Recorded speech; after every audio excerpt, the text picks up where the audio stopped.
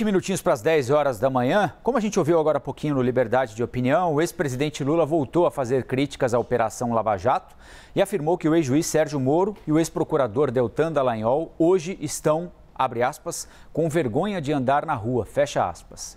Em resposta, Deltan disse por meio de assessoria que, abre aspas, quem tem que ter vergonha de sair na rua é quem foi condenado por corrupção em 3 instâncias, fecha aspas. Para comentar sobre as declarações do petista e dos integrantes da Operação Lava Jato, nós conversamos agora com o advogado criminalista, nosso ex-colega aqui na CNN, Augusto de Arruda Botelho. Tudo bem, Augusto? Bom dia, bom falar com você de novo. Bom dia também, é um prazer falar com você, com todos os amigos e amigas aí da CNN, é um prazer. Augusto, quem é que tem de ter vergonha de andar na rua, se é que alguém tem de ter vergonha de andar na rua? O ex-presidente Lula ou os integrantes da Operação Lava Jato? Eu não quero fazer julgamentos morais de quem tem que ter vergonha do quê. Eu analiso fatos com base em decisões jurídicas e sempre uma análise técnica, jamais uma análise política, ideológica ou de preferência minha. O que nós temos de concreto hoje? E são fatos. Aqui é uma análise, volto a dizer, baseada em fatos. A Constituição brasileira prevê, no seu artigo 5º, no inciso 57, que ninguém será considerado culpado até o trânsito em julgado de uma sentença penal condenatória. Qual é a situação atual do ex-presidente Lula? Ele tem alguma sentença penal condenatória transitada em julgado? Não. Ele tem alguma sentença penal condenatória? Também não. Ele tem algum processo contra ele? Também não. Então, a resposta a essa dúvida que sempre paira sobre a inocência ou não do ex-presidente, quem dá essa resposta é a própria Constituição brasileira. São os fatos baseados no que a Constituição brasileira dispõe, escreve numa cláusula pétrea, inclusive. Augusto, meu bom dia também. Eu queria a sua análise sobre a Lava Jato, de maneira geral, assim, analisando. Ela foi um grande erro? Há algo que a gente possa salvar dessa operação? Um prazer falar com você também, Stephanie. Vamos lá. A Lava Jato tem méritos, sim. Eu sempre, desde o primeiro momento que venho apontando os abusos cometidos pela Operação Lava Jato, eu ressalto os pontos positivos. A Operação Lava Jato desnudou um esquema de corrupção. A Operação Lava Jato processou, condenou e prendeu algumas pessoas que necessariamente precisavam dessa resposta do Estado. A Lava Jato recuperou bilhões de reais, seja em multas, seja em dinheiro prática de crimes, seja em acordos de leniência e acordos de delação premiada. Isso são fatos. A gente não pode negar esses fatos.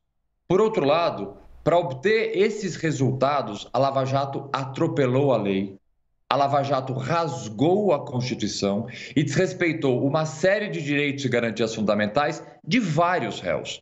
É muito comum que a gente foque os abusos da Lava Jato apenas em relação ao ex-presidente Lula, mas ele está longe de ser a única pessoa que teve seus direitos desrespeitados. Vários outros réus, em diversas passagens da operação, tiveram direitos violados e, portanto, o legado que a Lava Jato deixa, infelizmente, é um legado de abuso, de desrespeito à lei, e com uma justificativa de que o crime de corrupção é um crime grave. É evidente que o crime de corrupção é um crime grave, que precisa ser combatido e precisa ser punido. Mas não há crime grave o suficiente que justifique o atropelo da lei. E é isso que a Lava Jato, em vários momentos, fez. Augusto, sempre que a gente cita a Operação Lava Jato aqui, entrevistamos alguém ligado ao Partido dos Trabalhadores, ao ex-presidente Lula, ou alguém ligado à operação, como aconteceu recentemente, quando entrevistamos aqui o ex-juiz Sérgio Moro, a gente recebe de uma parte da audiência e ouve como justificativa daqueles que participaram da Lava Jato o seguinte: olha, nem o Supremo Tribunal Federal e nem a Comissão da ONU disseram que o ex-presidente Lula é inocente. Quem diz isso é a Constituição, como você explicou, né? Mas usam esse argumento para tentar dizer o seguinte: olha, o conteúdo da denúncia contra ele não entrou no mérito. Ninguém está dizendo que ele não participou ou não teve ciência daquele esquema de desvio de dinheiro na Petrobras. O que estão dizendo é que o processo não deu a ele o direito de um julgamento justo, como qualquer um de nós merece ter. Esse é um argumento importante utilizado. O outro argumento é: mas e o dinheiro devolvido? Se devolveram dinheiro, é porque teve dinheiro desviado. Então tinha esquema de corrupção na Petrobras. Queria que você avaliasse esses dois argumentos para a gente. Bom, vamos começar pela ONU, porque é um tema importante. De fato, a ONU não é um tribunal. A ONU não condena, não absolve, não inocenta absolutamente ninguém. A ONU, através do seu Comitê de Direitos Humanos ou do seu Conselho, responde a petições que são dirigidas a ela e atestam ou não a violação de direitos humanos. O que a ONU reconheceu por 16 votos contra 2, é importante deixar isso claro, é que sim, os direitos do ex-presidente Lula foram violados na Operação Lava Jato. De fato, a ONU não disse que o Lula é inocente ou é culpado, porque ela nem poderia fazer isso, porque ela não é um tribunal. Mas ela afirmou, por imensa maioria de votos, que direitos foram violados. Com relação a esta análise de que o que houve no Supremo Tribunal Federal foi nada mais do que a anulação de uma sentença, é uma narrativa e uma construção exclusivamente política. Ela não tem qualquer critério técnico. Mais do que isso, ela ignora outras várias decisões da Justiça que sim entraram em mérito, decisões não do Supremo Tribunal Federal, decisões, por exemplo, da 12ª Vara Federal de Brasília, da 5ª e da 6ª Vara Federal de São Paulo, da 9ª Vara Federal também de Brasília, que, por exemplo, rejeitaram denúncias oferecidas contra o ex-presidente Lula. Isso é muito mais do que dizer que ele é inocente ou de que ele não teria praticado crime algum. É simplesmente dizer que a acusação não para em pé.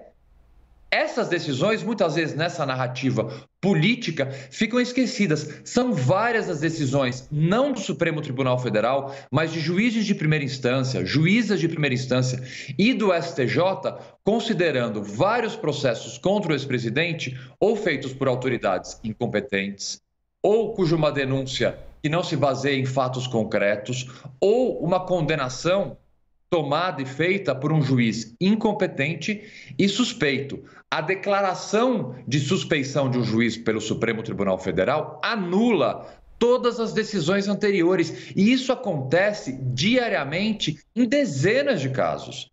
As pessoas pegam o caso do ex-presidente Lula imaginando que é uma exceção no dia a dia da justiça. Não é. O Supremo, enquanto nós estamos conversando agora, eu tenho certeza, está julgando casos em que houve uma condenação em primeira instância, uma condenação confirmada pelo Tribunal de Justiça, por exemplo, uma condenação confirmada pelo STJ e o Supremo, pela prerrogativa que tem de falar por último, é a última casa do nosso Poder Judiciário, é o guardião da Constituição, o Supremo, com a prerrogativa que lhe cabe de falar por último, anula decisões. Portanto, isso é o dia a dia da justiça, não há nada atípico nessa decisão, é que, volto a dizer, muitas vezes a análise do caso do ex-presidente Lula e a análise da Lava Jato, ela se dá com interesses políticos, com interesses ideológicos, fugindo completamente da análise técnica da ciência que é o direito. Augusto, é claro que justiça é preto no branco, né? Como o senhor está explicando aí, vale o que está escrito na Constituição e as decisões do Supremo em última instância, mas para além disso tem também o Tribunal Popular, né? E eu queria a sua análise sobre a participação agora, olhando em retrospecto, de agentes principais, né? Algumas das principais vozes da Lava Jato hoje nesse ambiente mais político também.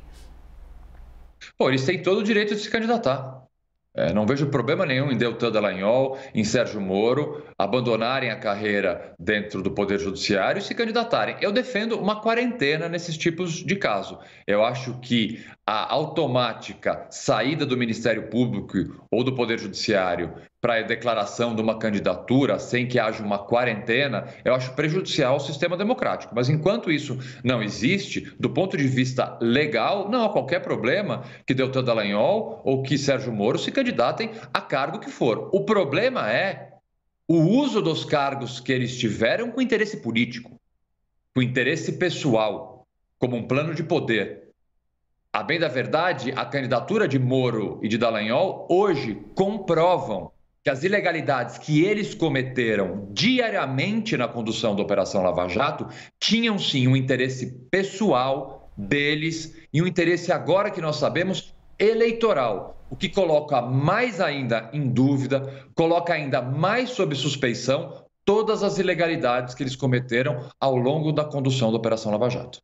Augusto, muitos dos erros apontados como erros, né, ou procedimentos apontados como erros durante a Operação Lava Jato, esses mesmos procedimentos ou erros muito parecidos tinham sido apontados na Operação Castelo de Areia, né, anterior à Lava Jato, que de certa forma já indicava ali um caminho que podia ser trilhado por investigadores e foi trilhado durante a Operação Lava Jato, né?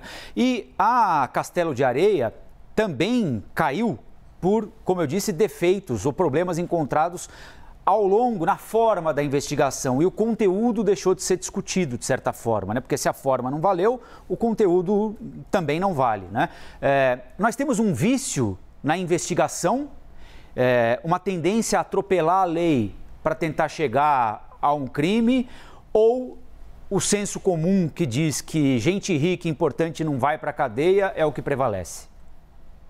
Bom, eu vou só substituir a tua palavra erro e problemas por nulidades. Tá? São nulidades que são garantias que nós, cidadãos, temos. Garantia de que nós temos que ser julgados por um juiz competente, por um juiz imparcial. Garantias de que as provas usadas numa acusação contra qualquer cidadão sejam provas obtidas de maneira lícita, que não haja, por exemplo, interceptações telefônicas ilegais, que não haja tortura na produção de uma prova. Isso não são detalhes.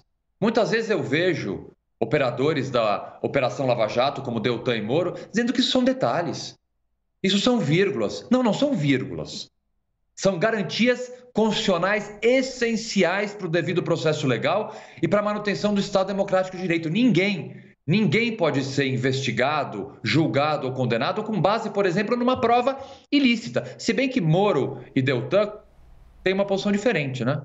Nas 10 medidas anticorrupção, criadas por Deltan, endossadas por Moro, havia lá uma previsão que até a prova ilícita, veja bem, pode ser usada para processar alguém. Eu não concordo com essa posição. Nós temos que respeitar, independentemente da gravidade do crime, os ditames da lei e as garantias constitucionais. Em muitas operações da Polícia Federal, não apenas na Operação Lava Jato, houve um desrespeito às nossas garantias. Augusto, desculpa te interromper, mas só para não perder o gancho aqui, porque a gente tem de encerrar a entrevista.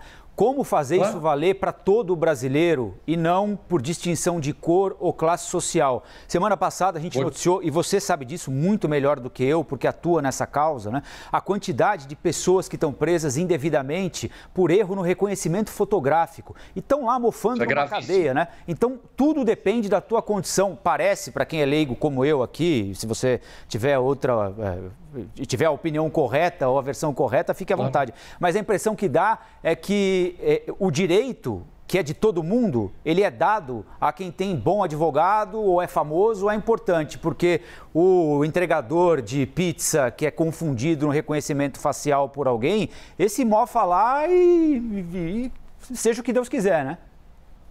Então, vou responder bem objetivamente. Há sim uma centena de casos de reconhecimento facial feito de forma equivocada que colocam inocentes na cadeia. Esses casos, que muitas vezes eles são assim atacados por defensorias públicas que nós temos no Brasil inteiro, extremamente vocacionadas e que trabalham muito bem, esses casos não chegam ao nosso conhecimento. Então, essa percepção da opinião pública de que apenas ricos e poderosos conseguem ter suas nulidades atingidas e as suas nulidades aí desfeitas em tribunais superiores, está bastante ligada também à quantidade de notícias que chegam para a gente. Em outros casos, essas notícias não chegam. Mas há um problema gravíssimo, e eu concordo com você, de democratização do acesso à justiça. A justiça ela precisa ser muito mais democraticamente acessada por absolutamente todas as pessoas. Nós não devemos ter uma defesa de qualidade que consiga chegar em tribunais superiores apenas para aqueles que têm recursos para pagar bons advogados. A população mais vulnerável, que é atendida muito bem pelas defensorias públicas, precisa ser muito melhor atendida ainda com mais defensores com mais recursos, com mais investimento, para que todos, independentemente de raça, religião, gênero ou condição financeira, consigam acessar seus direitos integralmente. Que justiça seja realmente justiça, né, Augusto? Obrigada por nos atender. Nós conversamos com Augusto de Arruda Botelho, que é advogado criminalista. Obrigada, bom dia para o senhor. Obrigado, eu que agradeço o convite mais uma vez. Valeu, Augusto.